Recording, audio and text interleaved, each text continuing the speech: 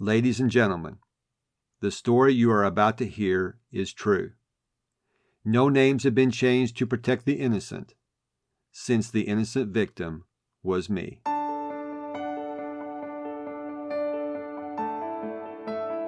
Did you finally realize your dream of having a family, only to have your happily ever after turn into a nightmare?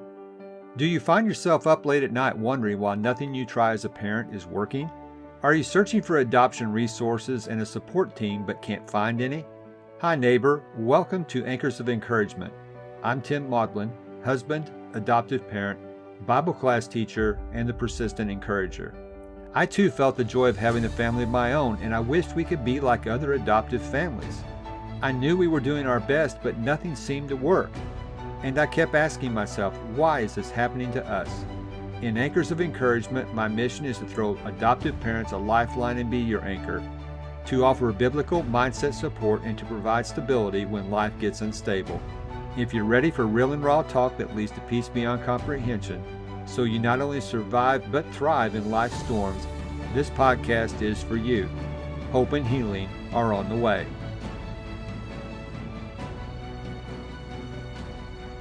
How a cartoonist and a baseball hat saved my life. Hi neighbor, welcome to another episode of Anchors of Encouragement. Yes, a cartoonist and a baseball hat did save my life. I'll get to that story in just a moment, but first I would like to give a shout out to one of our listeners who left a review for the show. Susie writes, as an adoptive parent myself, I can relate to some of the concerns Tim addresses. When we adopt, we don't understand the emotional toil on our child, even if we are the best and most loving parents to them. God answered prayers to bless us with these wonderful children. We have to pray and then trust Him to see them and us through any problems.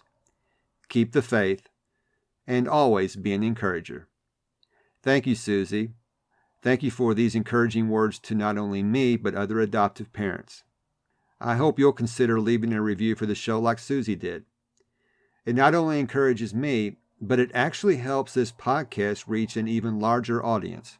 Please check the show notes for a little video to show you how. Back to our story.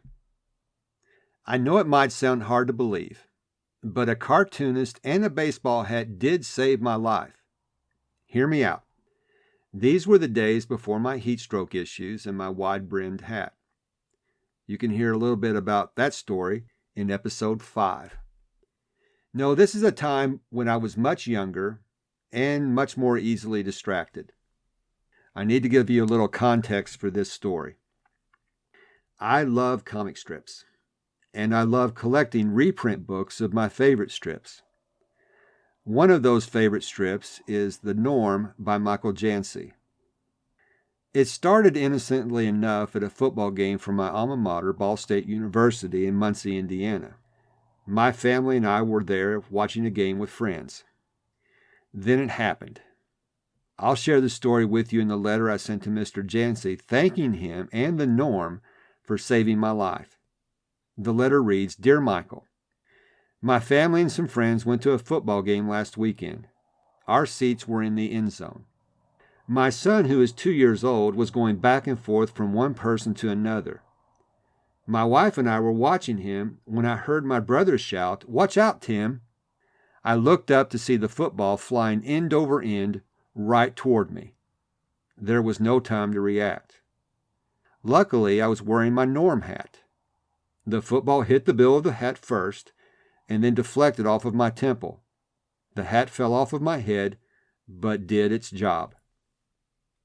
I probably would have gotten popped right in the nose if not for my Norm hat. The hat was fine, and I proudly put it back on. I guess you're right when you say the Norm is working for its readers.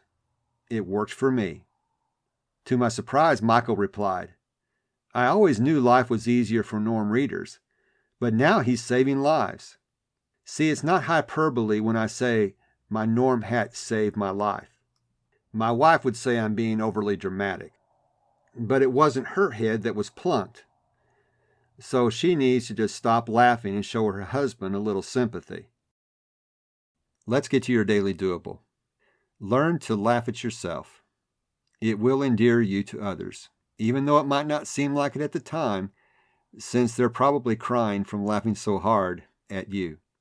I know with my wife, the very first correspondence we had was a letter I wrote to her telling her a story about a bicycle ride I went on, and I forgot that I had toe clips on for the very first time.